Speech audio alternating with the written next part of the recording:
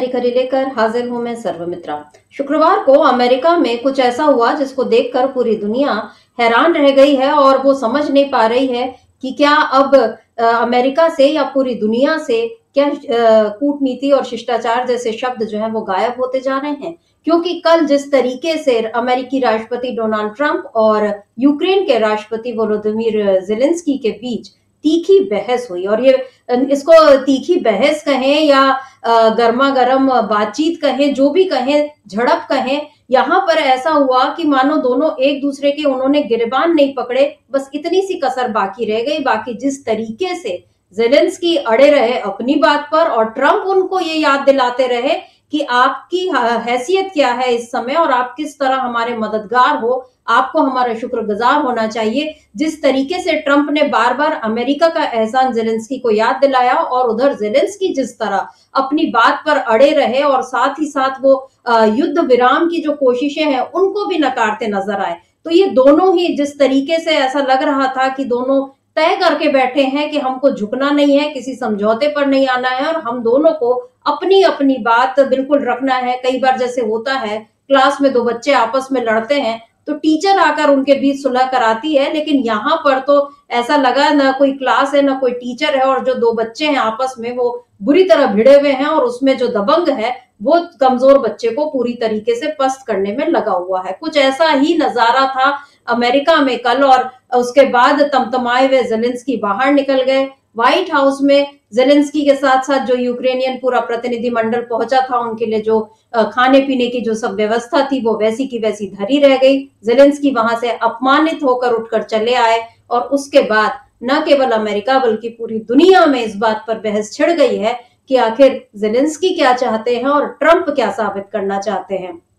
जिस तरीके से जेलेंस्की और ट्रंप के बीच तीखी बातें हुई और उनमें साथ साथ उपराष्ट्रपति वेंस भी थे वहां पर मौजूद, और उनके साथ साथ वहां जो मीडिया था उसने भी जिस तरीके से जेलेंस्की के साथ बर्ताव किया, इन तमाम बातों पर खूब प्रतिक्रियाएं आ रही हैं दुनिया भर में। खास तौर पे जो यूरोप के जो देश हैं वो खुलकर यूक्रेन का साथ दे रहे हैं और बता रहे हैं कि ट्रंप ने सही नहीं किया।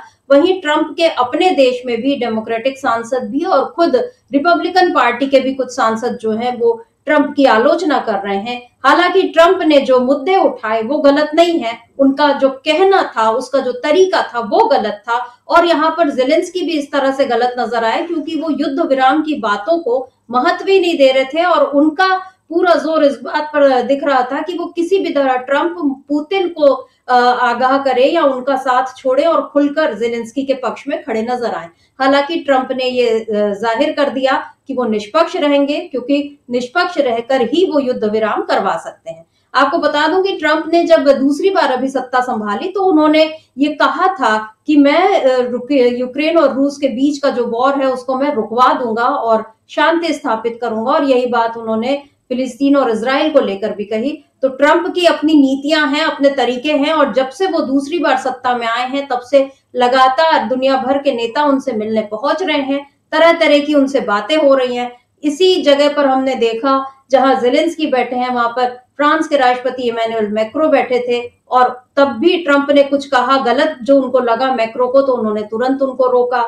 इसी तरह ब्रिटेन के प्रधानमंत्री पहुंचे थे, उन्होंने भी कुछ इस तरह की बातें हुई, और हमारे प्रधानमंत्री नरेंद्र मोदी भी पहुंचे थे। और खास बात यह है कि नरेंद्र मोदी उस समय पहुंचे थे जब अवैध भारतीयों का एक बेड़ा जो है, मतलब उनको अमेरिकी सैन्य जहाज में एक बार के अमेरिकी जो भारतीय नागरिक हैं उनको भेजा गया था, और वो भी हथकड़ियों में और जंजीरों में जकड़कर भेजा गया था, जिस पर देश में बहुत नाराजगी थी। और उसके बाद तमाम लोगों ने, अखिलेश यादव ने संसद में कहा, कांग्रेस ने कहा, और बाकी सभी लोगों ने ये कहा कि मोदी जी अब आप जा रहे हैं अमेरिका तो जरा कायदे से ट्रंप जी से ये बात करके आइए कि आप बेशक हमारे जो भारतीय हैं जो गलत तरीके से वहां पहुंचे हैं या रह रहे हैं, आप उनको बेशक वापस भेजिए, लेकिन थोड़ा सम्मान बनाकर रखिए। तो ट्रंप ने ऐसा कुछ नहीं किया, ना मोदी ने ऐसी कोई बात बोली, बल्कि ट्रंप वहां भी ये कहने लगे कि जो अप्रवासी हैं गलत तरीके से हैं उनको तो हम भेजेंगे ही, और मोदी चुपचाप इस बात को सुनते रहे।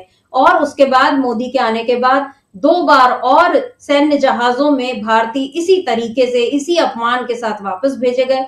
मोदी अब भी चुप है। मोदी तब भी चुप थे जब ट्रंप उनसे ये कह रहे थे कि आप दुनिया में सबसे अधिक टैरिफ लगाने वाले देश हो, और जैसे को तैसा वाले अंदाज में ट्रंप ने कहा था, आप जितना हम पर टैरिफ लगाओगे हम भी उतना ही टैरिफ आप पर लगाएंगे। वहां पर भी मोदी कुछ नहीं बोले। जब ट्रंप ने हाल ही में उनका एक बयान आया जिसमें उन्होंने कहा कि मैंने $21 मिलियन अपने दोस्त नरेंद्र मोदी को दिए हैं और हमको भारत को पैसा देने की क्या जरूरत, ये सारी बातें ट्रंप ने कही, मोदी तब भी कुछ नहीं बोले। तो अब जेलेंस्की ने जिस तरीके से वहां अपने आत्मसम्मान या अपने देश का पक्ष रखा है, गलत या सही ये एक अलग मुद्दा है, लेकिन जेलेंस्की जिस तरह ट्रंप के सामने तन कर खड़े नजर आए या बिल्कुल झुकते हुए नहीं दिखे, वहां पर मोदी होते तो क्या करते, या मोदी ने क्यों ऐसा कोई अपना रवैया नहीं दिखाया जहां पर वो ये बता सकें कि ट्रंप को कि आप और हम एक बराबर हैं। मोदी ऐसा क्यों नहीं कर पाए, ये सवाल अब और तेजी से उठ रहा है। और जेलेंस्की ट्रंप प्रकरण के बाद देश में अब ऐसा लग रहा है कि मोदी फिर से फंस गए हैं। अभी भारत का इस मसले से सीधे तौर पर कोई लेना देना नहीं है, लेकिन फिर भी जिस तरीके से अब मोदी पर सवाल उठ रहे हैं उसमें मोदी जो फंसे हैं, क्या होगा इसका आगे, किस तरह से जवाब देंगे, क्या मोदी के समर्थक अब उनको बचाने के और नए तरीके ढूंढेंगे, ये सारे सवाल अभी हैं और इन्हीं पर आज हम खरी खरी चर्चा करेंगे। हमारे साथ जुड़े हुए हैं अमलेंदु उपाध्याय जी। अमलेंदु जी नमस्कार, स्वागत है आपका इस कार्यक्रम में। अमलेंदु जी, जब से ट्रंप सत्ता में आए हैं दूसरी बार, लगातार एक हंगामा सा मचा हुआ है दुनिया में, क्योंकि वो अपने फैसलों से बार बार ये जाहिर कर रहे हैं कि इस बार जो अमेरिका का जो दबदबा है वो थोड़ा और बढ़ जाएगा और अब अमेरिका किसी की नहीं सुनने वाला। हालांकि ये एक प्रेशर पॉलिटिक्स भी है जिसको ट्रंप बताना चाह रहे हैं, क्योंकि उनको ऐसा लगता है कि बाइडेन जब तक थे तो उस दौर में अमेरिका की उतनी उस तरह से नहीं सुनी गई और इसीलिए दुनिया का ऐसा हाल हो गया कि अमेरिका की बात सीधे सीधे कोई मान नहीं रहा है। तो अब ट्रंप शायद इसी तरीके से बताना चाह रहे हैं कि चुपचाप हमारी बात सुन लो, वरना हम तुमको तुम्हारी हैसियत याद दिला देंगे। इस अंदाज में ट्रंप अब बातें करने लगे हैं। मोदी से भी उन्होंने इसी तरह की बात की थी जिस पर बहुत सारे सवाल उठे थे। अभी जब जेलेंस्की प्रकरण सामने आया है उसके बाद दुनिया भर के नेताओं के तो खैर बयान आ गए। अभी मैंने देखा प्रधानमंत्री की तरफ से तो इस बारे में अभी तक कोई टिप्पणी नहीं आई है। उन्होंने अभी तक कुछ नहीं कहा है कि वो जेलेंस्की का जो के साथ जो बर्ताव हुआ वो सही था या गलत था, या ट्रंप सही थे या गलत थे। खुलकर मोदी जी ने कुछ नहीं कहा। हालांकि जब वो यूक्रेन गए थे तो किस तरह जेलेंस्की के कंधे पर हाथ रखकर उन्होंने जो मृतक थे उनके लिए संवेदनाएं अपनी प्रकट की। हालांकि उसके बाद हमारे जो राष्ट्रीय सुरक्षा सलाहकार उनके सामने बैठे नजर आए और बताते हुए शायद उनको कि हम इसीलिए हमारे प्रधानमंत्री यूक्रेन में गए थे, लेकिन ऐसा कुछ नहीं है, हम आपके साथ हैं। तो जो नीतीश कुमार वाला सवाल अक्सर उठता है कि वो किसके साथ हैं, क्या अब मोदी के सामने भी यही सवाल उठ रहा है कि वो किधर जाएंगे, वो इधर जाएंगे उधर जाएंगे या न्यूट्रल रहेंगे? क्योंकि भारत की जो पॉलिसी है, हम गुटनिरपेक्षता को मानते हैं, लेकिन मोदी ने गुटनिरपेक्षता को बिल्कुल ताक पर रख दिया। अब मोदी क्या करेंगे जेलेंस्की ट्रंप प्रकरण में, वो किस तरह भारत का रुख दुनिया के सामने स्पष्ट करेंगे? क्योंकि तीसरी दुनिया के देश अब भी भारत को ही देखते हैं कि भारत क्या करने वाला है।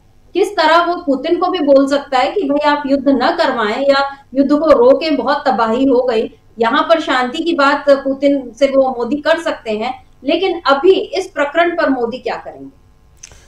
एक तो सुमित्रा जी, जो दुनिया भारत की तरफ देखती थी वो 2014 से पहले के भारत की तरफ देखती थी, जब भारत वास्तव में गुटनिरपेक्षता की नीति पर चलता था और किसी एक पक्ष में खड़ा हुआ नहीं होता था। किसी भी राष्ट्राध्यक्ष के साथ संबंध रहे हो, चाहे भारत के राष्ट्राध्यक्षों के मतलब प्रधानमंत्रियों के तमाम राष्ट्राध्यक्षों के साथ संबंध रहे, लेकिन वो व्यक्तिगत संबंध राष्ट्रीय हितों पर हावी नहीं होते थे और विदेश नीति को लेकर भारत के अंदर कोई राजनीति नहीं होती थी। ये एक सामान्य सा सिद्धांत था कि विदेश नीति भारत की नीति है, तो इसलिए उस पर सत्ता पक्ष और विपक्ष दोनों एक साथ होते थे और विदेश नीति एक साथ मिलकर तैयार की जाती थी।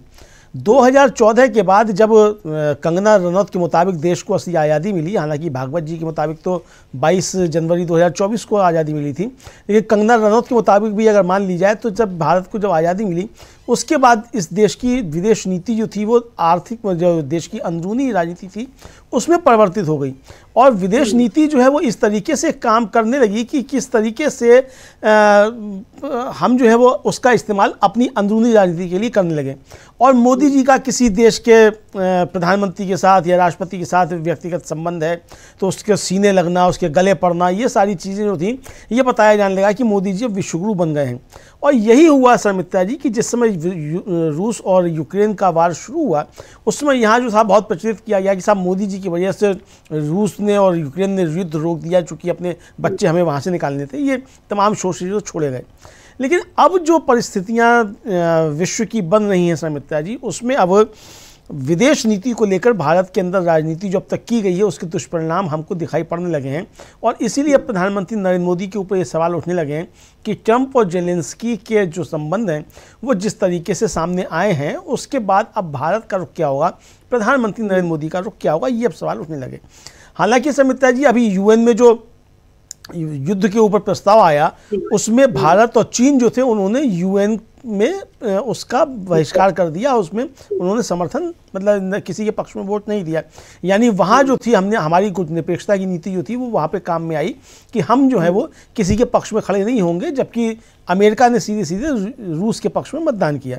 तो यानी वहाँ तो हमारी वो नीति दिखाई पड़ी, लेकिन उसका हमने यहाँ प्रचार नहीं किया, उसका हमने हमारी सरकार की तरफ से और जो ट्रोल मीडिया है बीजेपी का उसकी तरफ से कोई प्रचार नहीं किया गया कि भाई देखिए भारत ने किस तरीके से गुटनिरपेक्षता की नीति अपनाई और हमने वहाँ किसी के पक्ष में मतदान नहीं किया। जबकि असली जो प्रचार होना चाहिए था वो इसी का होना चाहिए था कि हमने भारत की जो 70 साल पुरानी विदेश नीति है उस पर चलते हुए, हमने पंचशील के सिद्धांत का पालन करते हुए, हमने जो है वो गुटनिरपेक्षता की नीति का पालन करते हुए हम युद्ध के किसी भी पक्ष के समर्थन में खड़े नहीं हुए, हमने वहाँ गुटनिरपेक्षता का परिचय दिया, हम वहाँ से वॉकआउट कर गए। प्रचार इसका होना चाहिए था, लेकिन इसका प्रचार किसी ने भी नहीं किया सर मित्रा जी। तो अब ये सवाल उठ रहे हैं। अब सर मित्रा जी जिस तरीके से एक तरह से कहा जाए कि ट्रंप ने पूरी दुनिया के सामने जेलेंस्की को ये निर्वस्त कर दिया कि जेलेंस्की युद्ध का असली गुनहगार है, ये ट्रंप ने सारी दुनिया को बतला दिया और ये बता दिया कि हमने तो इसको बुलाया था यहाँ अपने यहाँ कि भाई आइए डील करते हैं, खनिज डील करते हैं और युद्ध का मसला सुलझाया जाए। हम पुतिन से बात कर चुके हैं और आपसे भी हम बात करते हैं, बीच का रास्ता निकालकर एक युद्ध को समाप्त किया जाए, चूँकि युद्ध जो है वो मानवता के लिए ठीक नहीं है। ये संदेश देने का जो ट्रंप ने प्रयास किया, ट्रंप अपने संदेश में कामयाब हो गए और जेलेंस्की जो है बुरी तरीके से पूरी दुनिया के सामने ये एक तरह से कहा जाए निर्वस्त हो गए कि असली युद्ध के गुनहगार जेलेंस्की हैं। ट्रंप इस मामले में कामयाब हो गए और उसके साथ साथ उन्होंने ये भी बता दिया कि हम अपनी आर्थिक मदद आपको देकर युद्ध को हम नहीं चलवाएंगे, आप अमेरिका के पैसे पर पलकर आप युद्ध नहीं कर सकते, आप युद्ध करना है तो अपने संसाधनों से आप युद्ध कीजिए, आप स्वतंत्र कीजिए, हम आपको युद्ध के लिए मदद नहीं देंगे। ये साफ जो था वो स्पष्ट कर दिया ट्रंप ने। तो ये समित्रा जी जो नीति है, अब इसके बाद मोदी जी क्या करते हैं, अभी तक मोदी जी का कोई ट्वीट नहीं आया है। तमाम दुनिया के जो लोग हैं लगभग आधे से ज़्यादा यूरोप के देश जो हैं वो समर्थन कर चुके जेलेंस्की का और जेलेंस्की भी सबको जो है धन्यवाद कर रहे हैं। अब मोदी जी के सामने संकट ये है कि जेलेंस्की को कहें कि हम आपके साथ खड़े हैं, कि पुतिन से कहें कि आपके साथ खड़े हैं, कि ट्रंप से कहें कि आपने सही किया। तो ये लेकर जो है दिक्कत है। तो अब ट्रंप और जेलेंस्की जो बहस है इसमें मोदी इस तरीके से फंसते हुए नजर आते हैं कि अब दुनिया भी ये सवाल पूछ सकती है। हो सकता है जेलेंस्की ही टेक करके नरेंद्र मोदी को पूछ लें कि मोदी जी आप बताइए आप किधर खड़े हैं, या पुतिन पूछ लें कि भाई मोदी जी आप बताइए आप किसके साथ खड़े हुए हैं। ट्रंप ही कह दें भाई my dear friend Modi ji आप किसके साथ हैं, मेरे साथ आप हैं इस मसले पर कि नहीं है। तो ये सवाल जो है वो खड़े हो गए नरेंद्र मोदी के सामने। जी बिल्कुल, नरेंद्र मोदी को अब शायद समझ में आ रहा होगा कि नेहरू जी की गुटनिरपेक्षता की नीति को या नेहरू जी की आलोचना करके उन्होंने खुद अपना कितना नुकसान किया है। अगर विदेश नीति को वो वैसा का वैसा बने रहने देते और न ज्यादा इजराइल के पक्ष में झुकते, न अमेरिका के आगे कहीं दबे नजर आते, न वो रूस से भी उनके जो रिश्ते हैं वो कई बार मतलब अभी गनीमत यह है कि जो रूस से पुरानी दोस्ती है उस वजह से अभी तक हमारे रिश्ते वैसे ही चले आ रहे हैं और पुतिन अभी भी भारत को गुड बुक्स में ही रखते हैं। रूस के लोग जो हैं वो भारत को अच्छे से मतलब उनके लिए अच्छी भावना रखते हैं। लेकिन जिस तरीके से अब मोदी बढ़ रहे हैं और उनका जो एक अपना एक नजरिया है उस पर अब दुनिया भी देख रही है और आगे अगर इसी तरह से समीकरण बनते हैं तो मोदी के लिए काफी उलझन हो सकती है। हालांकि इस प्रकरण के बाद मोदी को बचाने की जो एक चालाक कोशिश है वो भी नजर आई। कुछ अखबारों में जो वेबसाइट्स हैं उनमें अभी से मोदी के पक्ष में ये लेख लिखे जाने लगे। कुछ जो खुद को विदेशी मामलों का जानकार बताते हैं, ऐसे लोग ये कह रहे हैं कि अच्छा हुआ मोदी ने वहां पर कुछ नहीं कहा। जिस तरीके से ज़ेलेंस्की ने आवाज उठाई और उनको बदले में इतनी बातें सुनने मिल गई, अच्छा हुआ कि मोदी ने कुछ नहीं कहा। वो वहां पर उन्होंने संयम दिखाया, वो चुपचाप वहां से आ गए। अगर वो बोलते तो ट्रंप जो है उनको कुछ सुना सकते थे। ये बातें जो हो रही हैं, या वो जो भारतीय जो वहां पर गलत तरीके से पहुंचे हैं उनको लेकर ट्रंप की जो नाराजगी है वो और खुलकर सामने आ जाती और इसमें भारत का नुकसान होता। अमलिंदु जी, ये जो इस तरह के विचार आ रहे हैं जिसमें ये बताया जा रहा है कि मोदी ने बड़ा अच्छा किया जो वो वहां से चुपचाप आ गए, इस पर आप क्या कहेंगे? ये वाकई मोदी को बचाने की कोशिश दिख रही है, या ये सरेंडर हुआ है, ये मान रहे हैं हम और इस पर हम खुश भी हो रहे हैं कि हमने ट्रंप के सामने आवाज नहीं उठाई? ये क्या कहेंगे आप इस पर? देखिए समिता जी, हालांकि इस तर्क में थोड़ा सा दम ये है कि भाई मोदी जैसे ज़ेलेंस्की ने वहाँ व्यवहार किया उस तरीके का व्यवहार नहीं किया मोदी ने, ये तो चलिए अच्छी बात है। लेकिन आप ज़ेलेंस्की के पीछे छिप नहीं सकते हैं। अगर आप ज़ेलेंस्की के पीछे छिपने की कोशिश कर रहे हैं तो वो ठीक नहीं है। ज़ेलेंस्की का भाव गलत है, ठीक है, ज़ेलेंस्की का रिएक्शन गलत है, लेकिन अगर देखा जाए कि ज़ेलेंस्की ने जो प्रतिवाद किया वो प्रतिवाद तो ठीक था एक तरीके से, भाई अपने राष्ट्र के हिसाब से अगर देखा जाए ये प्रतिवाद ज़ेलेंस्की का ठीक था कि भाई हम एक स्वतंत्र राष्ट्र हैं तो आप हमको इस तरीके से नहीं आप धमका सकते हैं। ये तो ज़ेलेंस्की का ठीक था। उसका रिएक्शन का तरीका गलत हो सकता है, उसका नुकसान यूक्रेन को होगा। ज़ेलेंस्की की नीतियों का नुकसान रूस उसको यूक्रेन को होगा, लेकिन यहाँ तो मोदी की नीतियों का नुकसान भी भारत को हो रहा है ना। तो आप ज़ेलेंस्की के पीछे छिप नहीं सकते हैं। बिल्कुल ठीक है कि आपको ज़ेलेंस्की तरीके से बर्ताव नहीं करना था, आपको भिड़ना नहीं था, आपको हाथ पैर नहीं चलाने थे जैसे ज़ेलेंस्की चलाते हुए दिखाई पड़ रहे हैं, आपको तनकर नहीं कहना था, लेकिन आपको ये बात तो कहनी थी कि भाई ट्रंप साहब, आप जो हमारे साथ व्यवहार कर रहे हैं, हमारे नागरिकों के साथ व्यवहार कर रहे हैं, ये उचित नहीं है। हम भी एक संप्रभु राष्ट्र, और ऐसा नहीं है कि हमारी गरज आपसे है। आपकी अगर सिलिकॉन वैली अगर आज फल फूल रही है तो भारतीयों के दम पे फल फूल रही है। अगर हम अब सारे भारतीयों को वहां से वापस निकाल लें तो आपकी सिलिकॉन वैली ठप हो जाएगी। और पूरी दुनिया में अमेरिका जो दादागिरी कर रहा है, उस दादागिरी में बहुत कुछ योगदान जो सिलिकॉन वैली का है कि किस तरीके से आईटी क्षेत्र में आपका कब्जा है। तो लेकिन वो आईटी क्षेत्र जो है वो भारतीयों के दम पे चल रहा है।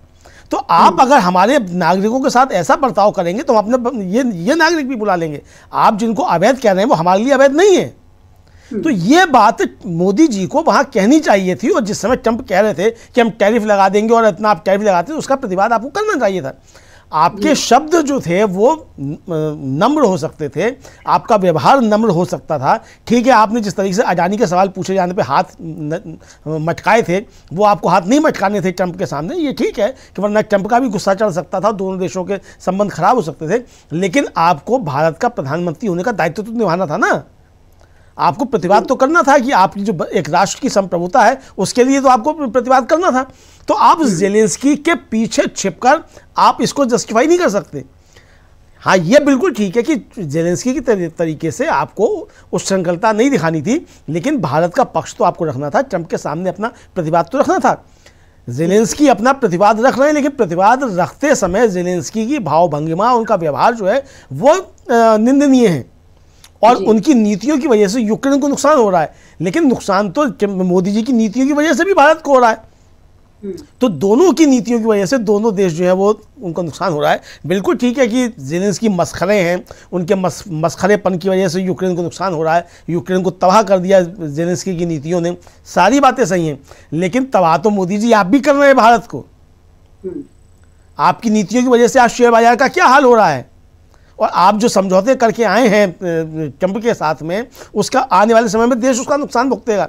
तो नुकसान तो दोनों देश का कर रहे हैं। बस अंतर इतना है कि ज़ेलेंस्की उस नुकसान करने का सार्वजनिक तौर पे मुजाहिरा कर रहे हैं और उसका नुकसान भुगत रहे हैं। आप जो है वहाँ खामोश बने हुए हैं। आप ये बता रहे हैं कि साहब मैं तो खामोश रहा, और देखिए यहाँ आप जो है मैनेज करने की कोशिश कर रहे हैं। मुझे नहीं मालूम कि यूक्रेन का मीडिया ज़ेलेंस्की के इस बर्ताव को वहाँ किस तरीके से देखेगा, लेकिन निश्चित तौर पर समिता जी, वहाँ की जनता ज़ेलेंस्की के खिलाफ है। और चूंकि अगर ज़ेलेंस्की के खिलाफ नहीं होती तो ज़ेलेंस्की वहाँ दोबारा से चुनाव करवाते और चुनाव कराते, जो कि ट्रंप ने कहा भी कि वो डिक्टेटर बन गए, चुनाव नहीं करा रहे। तो ज़ेलेंस्की चुनाव क्यों नहीं करा रहे?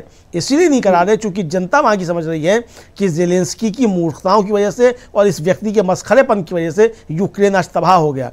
तो कल को समित्रा जी भारत की जनता भी समझ सकती है कि मोदी जी की नीतियों की वजह से भारत बर्बाद हो रहा है। तो ज़ेलेंस्की और मोदी जी में समानता ये निश्चित तौर पे है कि दोनों की नीतियों से दोनों के देश तबाह हो रहे हैं, लेकिन व्यवहार के तौर पे अगर देखा जाए तो मोदी जी जो हैं वो ठीक है, उन्होंने उच्छृंखलता नहीं दिखाई, ज़ेलेंस्की ने दिखाई, लेकिन उनको कम से कम प्रतिवाद भारत की तरफ से करना चाहिए था। ये अंतर है समित्रा जी।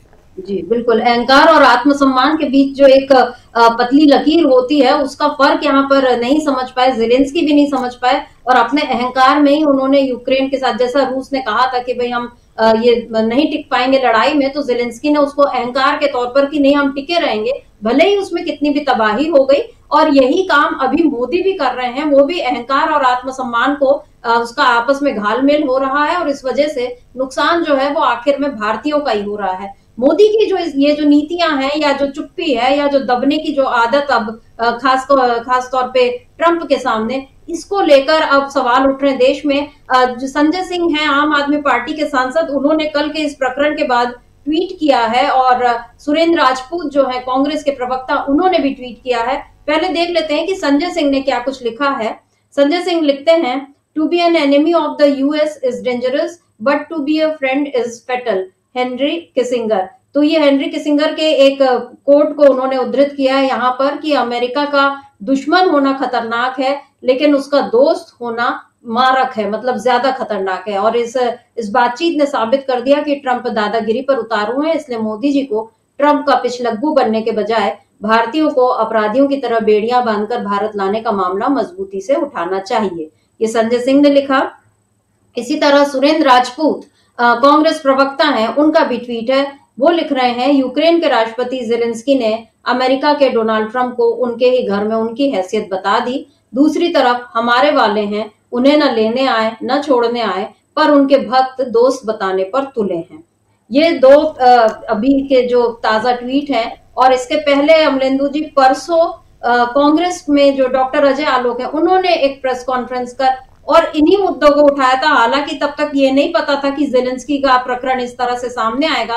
अजय आलोक ने क्या कुछ कहा है अपनी परसों की प्रेस कॉन्फ्रेंस में, किस तरीके से उन्होंने इंदिरा जी और नेहरू जी के वक्त को याद दिलाया है, एक बार उसको सुन लेते हैं। क्योंकि इतिहास की बात और आज की बात, अमेरिका हमेशा से जो एक उसका रुख रहा है दबाने का, उस पर भारत के नेताओं की पहली क्या प्रतिक्रिया रहती थी और अब क्या हो रहा है, इस पर भी मोदी फंस रहे हैं। एक बार सुन लेते हैं डॉक्टर अजय आलोक को।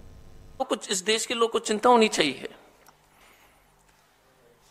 मोदी जी वापस आए, और जैसे ही वापस आए थे तो अमेरिका ने अनाउंस किया कि F-16 का $356 मिलियन, $356 मिलियन, 3000 करोड़ के आसपास के जो है स्पेयर पार्ट्स जो है F-16 के मेंटेनेंस के लिए वो दिया जा रहा है पाकिस्तान को। कोई शब्द नहीं है विदेश मंत्रालय से। अमेरिका और पाकिस्तान के बीच में जो समझौता हुई थी, उसमें यह लिखा गया था कि सीधे तौर से ये F-16 आतंकवाद के खिलाफ इस्तेमाल होगी, और यदि आप उसको जो है आपने जो है अपने पड़ोसी देश के खिलाफ इस्तेमाल किया तो आपके ऊपर कार्रवाई हो सकती है। इस देश के वायुसेना के पदाधिकारी, सेना के पदाधिकारी ने लगातार कहा है 2019 में F-16 को पाकिस्तान ने जो है भारत पर हमला करने के लिए, अपने डिफेंस इंस्टॉलेशंस के ऊपर हमला करने के लिए इस्तेमाल किया। उस पर कोई टिप्पणी नहीं। हम एक शब्द भी नहीं बोल पा रहे हैं अमेरिका को कि आप गलत कर रहे हो। 2022 में बाइडेन ने $450 मिलियन के आसपास F-16 के मेंटेनेंस के लिए दिया था। अब यह स्थिति है कि हम बोल नहीं पा रहे हैं कि पाकिस्तान को जिस तरह से अमेरिका पूरी तरह से मदद पहुंचा रहे हैं, और हमारी सरकार के पास बस हिम्मत ही नहीं है बोलने के लिए। अब एक और फोटो हम दिखाते हैं, देख लीजिए एक फोटो। ये फोटो है, ये है असली लीडरशिप का। इंदिरा गांधी जी रिचर्ड निक्सन के साथ, याद कीजिएगा कि 1971 में, 1971 में बांग्लादेश के युद्ध के समय अमेरिका ने 7th फ्लीट को जो है बे ऑफ बंगाल में उन्होंने भेजने का काम किया। 7th फ्लीट, अमेरिका के सबसे शक्तिशाली नौसेना की जो फौज है, उसके बावजूद हमने देश का सम्मान और इज्जत सिर्फ बचाया नहीं, ऊंचा रखा। यह सरकार थकती नहीं है पंडित नेहरू जी के ऊपर टिप्पणी करने से। यही जवाहरलाल नेहरू जी, अमेरिका ने कितना दबाव डाला था SEATO, South East Asian Treaty Organization को मेंबर बनने के लिए। लोगों को इतिहास पढ़ना चाहिए। अमेरिका ने जो है इंडिया को एक फ्रंट बनाना चाह रहे थे अगेंस्ट कम्युनिस्ट एक्सपेंशन। कितना दबाव था, गरीब देश था, उसके बावजूद पंडित नेहरू ने जो है घुटने नहीं टिकाए, जैसे आपने वीडियो में देखा है।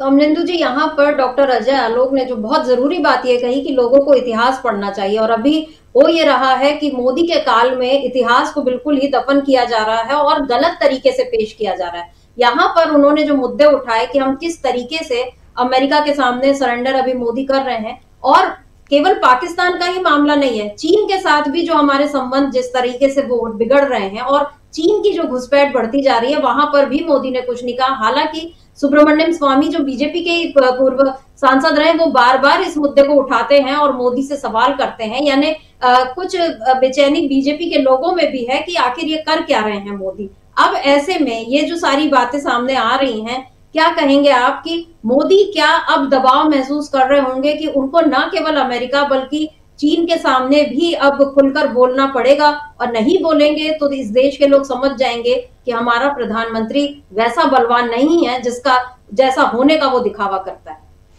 देखिए समिता जी, ये तो लोग पहले ही समझ चुके हैं और अब तो और ज़्यादा समझ जाएंगे कि प्रधानमंत्री जो बातें करते हैं घर में घुस के मारने वाली, तो घर में घुस के मारने वाली अगर बात होती तो घर में घुसकर तो फिर ट्रंप को जवाब देना चाहिए था, वो आपने नहीं दिया। लौट कर आने के बाद भी आपने जवाब नहीं दिया। ट्रंप ने तो उसके बाद भी बातें कही है। ट्रंप ने तो उसके बाद भी कह दिया कि मैं अपने मित्र नरेंद्र मोदी को, प्राइम मिनिस्टर मोदी को $21 मिलियन क्यों देता हूँ, मुझे क्या। तो आपको उसका जवाब देना चाहिए था। आप तो उस पर राजनीति कर रहे थे पहले, तो आप उसका जवाब देना चाहिए था कि आप क्यों दे रहे हैं और क्यों, आपको क्या ये जवाब देना चाहिए थे, वो नहीं दिए। दूसरा समित्र जी, ये डॉक्टर अजय कुमार जो कह रहे थे, ये अजय आलोक नहीं, डॉक्टर अजय कुमार हैं, अजय आलोक तो बीजेपी वाले हैं। हाँ, ये डॉक्टर अजय कुमार जो कह रहे थे वो बहुत सही बात कह रहे थे। गुटनिरपेक्षता की नीति जो है, और पंडित नेहरू को याद ही इसलिए किया था, दुनिया इसीलिए जो पंडित नेहरू की प्रशंसक है कि ऐसे समय में जब यूएसएसआर और यूएसए दोनों दो विपरीत ध्रुवों पर खड़े हुए थे और दुनिया जो थी वो कोल्ड वार में जा रही थी, द्वितीय विश्व युद्ध होकर चुका था, ऐसे समय पंडित नेहरू जो थे वो दुनिया के तमाम जो विकसित राष्ट्र नहीं थे, विकासशील या गरीब देश थे, उनको इस दुनिया के तीसरे विश्व युद्ध की तरफ जाने से रोकने के लिए गुटनिरपेक्षता का सिद्धांत लेकर आए और पूरी दुनिया को उन्होंने एक तरीके से इकट्ठा किया। ये दुनिया इसीलिए जानती है और वो उन्होंने निभाया, और इसीलिए उनका पूरी दुनिया में सम्मान है। और अमेरिका भी उनसे आंख नीची करके ही बात करता था पंडित नेहरू से। तो ये है, तो आप जो जिस तरीके से कर रहे हैं, तो पंडित नेहरू को आप वही ठीक है, आप यहाँ अपना ट्रोल आर्मी लगाकर आप पंडित नेहरू को गालियाँ दे सकते हैं, वो देते रहिए, वो आपकी अंदरूनी राजनीति है। लेकिन बाहर जाकर आपको भी पंडित नेहरू को भी याद करना पड़ता है, महात्मा गांधी को भी याद करना पड़ता है। और आप जब किसी कार्यक्रम में जाते हो, विदेशी राष्ट्राध्यक्ष वहाँ होते हैं, तो गांधी और नेहरू दोनों को याद करते हैं। कोई भी गोडसे और सावरकर को याद नहीं करता, ना गोलवलकर ना हेडवलकर को याद करता है, ना श्यामा प्रसाद मुखर्जी को याद करता है। सब जो याद करते हैं वो नेहरू और गांधी को ही याद करते हैं। तो ये मोदी जी की मजबूरी है कि उनको नेहरू गांधी को बाहर जाकर याद करना पड़ता है और सुनना भी पड़ता है बाहर जाकर के। तो ये इनकी मजबूरी है। तो कुल मिलाकर समिता जी, जिस तरीके से लोगों ने सवाल किए हैं और अब इसको लेकर खूब चर्चा हो रही है कि प्रधानमंत्री नरेंद्र मोदी को भी, मैं फिर कहूँगा कि ज़ेलेंस्की की तरीके से आपको अपना व्यवहार ख़राब करने की आवश्यकता नहीं थी, लेकिन ट्रंप के सामने प्रतिवाद करना बहुत ज़्यादा ज़रूरी था कि ट्रंप साहब, आप जो कर रहे हैं भारतीयों के साथ में, जो आप व्यवहार कर रहे हैं या जो आप भारत को धमकियां दे रहे हैं, ये हम स्वीकार नहीं करेंगे। और चूंकि केवल हमारा नहीं, अगर हम टैरिफ लगा रहे हैं तो आपको भी हमसे बहुत फ़ायदे हो रहे हैं, आपको सस्ता श्रम मिल रहा है। और अगर हम आपका जो सामान लेना बंद कर दें और यहाँ पर अगर आपको हम नहीं उपलब्ध कराएं तो आपकी अर्थव्यवस्था चौपट हो जाएगी। तो दोनों देश जो है एक दूसरे से किस तरीके से, उनकी मजबूरी है एक दूसरे के साथ चलना, व्यापार के क्षेत्र में भी चलना, तो वो दोनों के संबंध तभी चल सकते हैं जब दोनों राष्ट्र बराबर की बात करें। तो ये उनको कहना चाहिए था, जो कि नहीं कहा। तो आप जिस तरीके से, यानी एक तरीके से शर्मिष्ठा जी जो अपने जो पुराने नेता हैं उनको आप जो कोसना चाहते हैं अंदरूनी राजनीति में, तो उससे कोसकर आप किसी का नुकसान नहीं करते, आप राष्ट्र का नुकसान कर रहे हैं जी।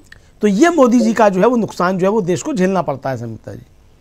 जी बिल्कुल। और मोदी यहाँ पर किस तरीके से ट्रंप के सामने चुपचाप वहां से लौट आए अमेरिका से, और जो कुछ डील जो करना चाह रहे हैं ट्रंप, जो उनकी शर्तें थी वो उन्होंने सारी की सारी मोदी के सामने रख दी और वो चुपचाप लौट आए। इस बात का बहुत मलाल यहाँ पर बहुत से लोगों ने प्रकट किया। हालांकि जिस तरीके से भारतीयों को भेजा गया उस पर एस जयशंकर ने जो संसद में खड़े होकर कहा, अभी हाल ही में मनोहर लाल खट्टर का भी एक बयान आया, जबकि ज्यादातर लोगों को पंजाब और हरियाणा के ही थे जो वापस आए, और खट्टर जी का ये कहना है कि हमें ऐसे लोगों से कोई सहानुभूति नहीं होनी चाहिए, ये अपराधी हैं और ये गलत तरीके से गए थे, और ये एक जो बाहर जाना है डंकी रूट से, ये एक नशे के जैसा है, इनको ज्यादा पैसा कमाने की लत रहती है। हालांकि खट्टर साहब ये नहीं जानते होंगे कि कितनी मजबूरी में भी लोग वहां जाते हैं, क्योंकि आपने यहाँ पर देश में उनको काम नहीं दिया और अब आप उन्हीं को ये कह रहे हैं कि हमको तुमसे कोई सहानुभूति नहीं है। तो यहाँ पर मोदी सरकार का रवैया बिल्कुल साफ नजर आ रहा है।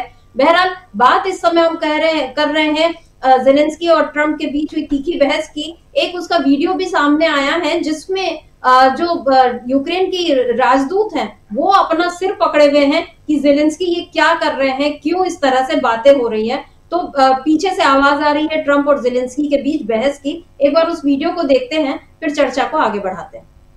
But I said to you, I want a ceasefire. With guarantees. Because you'll get a ceasefire faster than an agreement. Ask our people about ceasefire. What? I want a ceasefire. But I said to you, I want a ceasefire. With guarantees. Because you'll get a ceasefire faster than an agreement. Ask our people about ceasefire. What?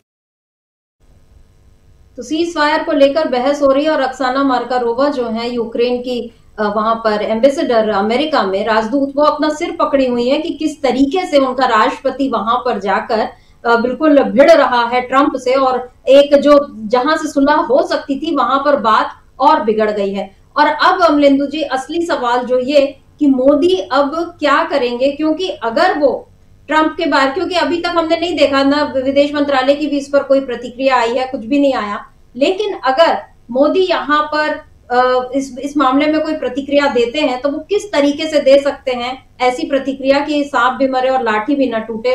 वो ये बता दें कि Trump ने जो कहा वो सही कहा या गलत कहा, जो भी उनका मानना है, लेकिन उसमें कूटनीतिक शिष्टाचार का पालन नहीं हुआ, इस पर क्या मोदी कोई राय दे सकते हैं, या वो बता सकते हैं कि रूस जो है उसने किन कारणों से यूक्रेन पर हमला किया, जिस तरह से यूक्रेन नाटो में जाने के लिए बिल्कुल उसका सदस्य बनने के लिए लालायित है, और इसी वजह से ये सारा युद्ध भी इसी मसले पर शुरू ही हुआ है। तो इन सब मसलों पर मोदी क्या अपना रुख दिखाएंगे, क्योंकि आगे अमेरिका से उनको बड़े बड़े सौदे भी करने हैं, तमाम यहाँ का बाजार जो है अमेरिका के लिए खुला हुआ है, उनको रूस से भी सारी चीजें चाहिए, हमारी ऊर्जा की जरूरतें और बहुत सारी जरूरतें रूस से पूरी होती हैं, अमेरिका से पूरी होती हैं। किस तरीके से मोदी यहाँ पर आगे बढ़ सकते हैं? देखिए शर्मिष्ठा जी, एक तो मोदी जी क्या करेंगे तो मोदी जी जाने, लेकिन अगर एक आम भारतीय नागरिक के हैसियत से मैं बात करूं तो मुझे लगता है कि मोदी जी को खामोशी रहना चाहिए, वो ज़्यादा बेहतर है। और इसलिए ज़्यादा बेहतर है कि मोदी जी अगर किसी के पक्ष में बोलेंगे या विश्वगुरु बनने की कोशिश करेंगे तो भारत का ही नुकसान करेंगे। तो मोदी जी को समझना चाहिए कि विश्वगुरु आप नहीं है, विश्वगुरु भारत है। तो भारत की इस समय नीति क्या है, वही है भारत की नीति जो उसने यूएन में अपनाई कि हम किसी के पक्ष में नहीं है, तो ये होना चाहिए। तो अब जो लोग शर्मिष्ठा जी बयान दे रहे हैं, जो भी राष्ट्राध्यक्ष या जहाँ भी के प्रधानमंत्री या राष्ट्रपति जो भी बयान दे रहे हैं, वो तो युद्ध में एक तरफ खड़े हुए सीधे सीधे यूक्रेन की तरफ। तो आप तो ना यूक्रेन की तरफ खड़े हो सकते हैं, ना आप रूस की तरफ खड़े हो सकते हैं, और ना आप ट्रंप के साथ खड़े हो सकते हैं। तो आपका रुख तो इस समय यही होना चाहिए कि शांति है। आपसे अगर कोई पूछा जाए, पहले तो मोदी से सवाल कोई पूछेगा ही नहीं, क्योंकि यहाँ कौन प्रेस कॉन्फ्रेंस करने वाला है। तो अभी फिलहाल विदेश यात्राओं से बचें, ताकि कहीं कोई प्रेस कॉन्फ्रेंस ना हो जाए, कोई सवाल ना पूछ ले कि आप ट्रंप के साथ खड़े हैं, कि ज़ेलेंस्की के साथ खड़े हैं, कि आप पुतिन के साथ खड़े हैं। तो पहली तो सलाह ये है, हालांकि वो सलाह किसी की मानते नहीं है, क्योंकि वो तो सर्वज्ञानी है, तो हम होते कौन भी है सलाह देने वाले शर्मिष्ठा जी, पहली बात है। एक आम भारतीय नागरिक के तौर पे यही अपील की जा सकती है कि मोदी जी अभी आप अपनी विदेश यात्राएं थोड़ी स्थगित कीजिए, क्योंकि वहाँ जो मोदी के नारे लगाते हैं जो आपके लोग, वो जो है उन नारों से कूटनीति जो है वो नहीं होती है, नहीं चल सकती है। दूसरा है कि किसी के गले पड़ने से और किसी से हाथ मिलाने से देश की कूटनीति नहीं है वो।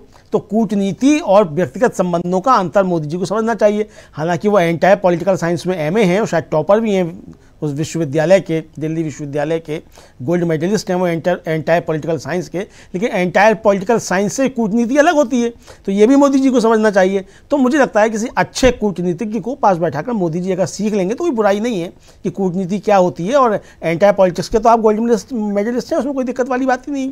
तो यहाँ मुझे लगता है कि इस विषय में भारत को एकदम न्यूट्रल रहना चाहिए और जो गुटनिरपेक्षता की पुरानी नीति है उसी पर चलते हुए कि भाई जैसा मोदी जी ने कहा भी था कि भाई हम तो जो है युद्ध के खिलाफ हैं, तो हम तो शांति का प्रयास करते हैं। तो ज़्यादा से ज़्यादा कहना भी है तो यही कहें कि भाई हम तो गांधी और बुद्ध के देश के लोग हैं। वसुधैव कुटुंबकम की जो आपने कहा था, जब अडानी पर आपसे सवाल पूछा गया था, वसुधैव कुटुंबकम को आप दोहरा दीजिए और कहिए कि भाई हम शांति के पक्ष में हैं। तो युद्ध जो है वो ख़त्म होना चाहिए, दोनों पक्ष आपस में बैठकर बात करें और कोई मध्यस्थता कर सकता है तो उसकी मध्यस्थता स्वीकार कर लें या यूएन में बैठकर बात कर लें। ये एक सही रास्ता हो सकता है ताकि हमारे राष्ट्र के हित जो हैं वो भी सुरक्षित रहें। हम युद्ध की अगर परिस्थितियां बन रही हैं, विश्व युद्ध की परिस्थितियां बन रही हैं, तो हम उससे अछूते रहें, हम किसी एक पक्ष में खड़े हुए दिखाई ना दें। बात सबसे बड़ी यही है समिता जी कि किसी भी प्रधानमंत्री के लिए उसके राष्ट्र का हित पहले होना चाहिए। मुझे लगता है कि मोदी जी के लिए भी राष्ट्र का हित पहले होना चाहिए। उनकी दोस्तियां हैं, प्रधानमंत्री आप नहीं रहेंगे तब भी आप दोस्तियां निभाते रहेंगे, दोस्तियों का क्या है, वो तो चलती रहती हैं। तो राष्ट्र हित जो है वो पहले है, तो ऐसे में न्यूट्रल रहना जो है वो सबसे ज़्यादा मुफीद है भारत के लिए समिता जी। जी बिल्कुल, इस समय नेहरू को जरूरत है, माफ कीजिए मोदी को जरूरत है कि वो नेहरू और गांधी की तरफ लौटे और थोड़ा सा अब उन जो महानायक रहे हैं हमारे देश के और उन्होंने जिस रास्ते पर वो देश को ले गए और दुनिया में जो विश्व शांति की बात भी उन्होंने की। गांधी जी एक तरफ अहिंसा और शांति के जो पक्षधर थे और उधर नेहरू जी को अगर शांति दूत कहा जाता था, उनको उस तरीके से लिया जाता था, तो इसके काफी मायने थे। और अब मोदी जी को ये चाहिए कि थोड़ा सा अपना जो एक निजी विचारधारा उसको किनारे रखकर, अहम को किनारे रखकर वो नेहरू को पढ़ें, थोड़ा उस पर विचार करें उनकी विदेश नीति क्या थी और उसके हिसाब से अगर वो देश को आगे ले जाएंगे तो वाकई ये देश उनका शुक्रगुजार होगा। और इसके बाद उनके लिए भी आगे और जो दूसरे देशों के साथ अपने संबंध मजबूत करने या कि खुद को विश्व गुरु बनाने की उनकी जो महत्वाकांक्षा है वो भी काफी हद तक पूरी हो पाएगी। बहरहाल ज़ेलेंस्की और ट्रंप प्रकरण के बाद अब दुनिया में वैश्विक समीकरण किस तरीके से तेजी से बदलेंगे और क्या होगा आगे नाटो का, क्या होगा यूक्रेन का, ये सारी बातें देखने वाली होंगी। क्योंकि इस समय हम देख रहे हैं कि Norway, Sweden, Spain, France, Canada, Britain, बहुत सारे देशों ने खुलकर इस समय ज़ेलेंस्की का साथ दिया है। लेकिन पुतिन जो हैं वो भी अभी अपनी मजबूती से खड़े हुए हैं और उनका जो अभी उनकी प्रवक्ता का बयान आया कि इन लोगों ने हाथ नहीं उठाया, बस यही गनीमत रही, जो इस तरीके का एक बयान भी आया है रशिया की तरफ से, वो एक बता रहा है कि रूस जो है इस समय पूरी मजबूती से खड़ा है और वो नहीं चाह रहा है कि ज़ेलेंस्की जो है इस समय कुछ और मतलब वो अपनी दादागिरी दिखाने की कोशिश करें। तो बहुत सारी चीजें इस समय वैश्विक पटल पर चल रही हैं, आगे क्या कुछ होगा इस पर भी हमारी नजर रहेगी। फिलहाल आज इस चर्चा को हम यहीं खत्म करते हैं। आपका बहुत बहुत शुक्रिया अमलेंदु जी, और शुक्रिया आप तमाम दर्शकों का जो आप हमारे साथ जुड़े। आगे भी आप बने रहिए डीवी लाइव के साथ और देखते रहिए हमारे सभी कार्यक्रम। नमस्कार।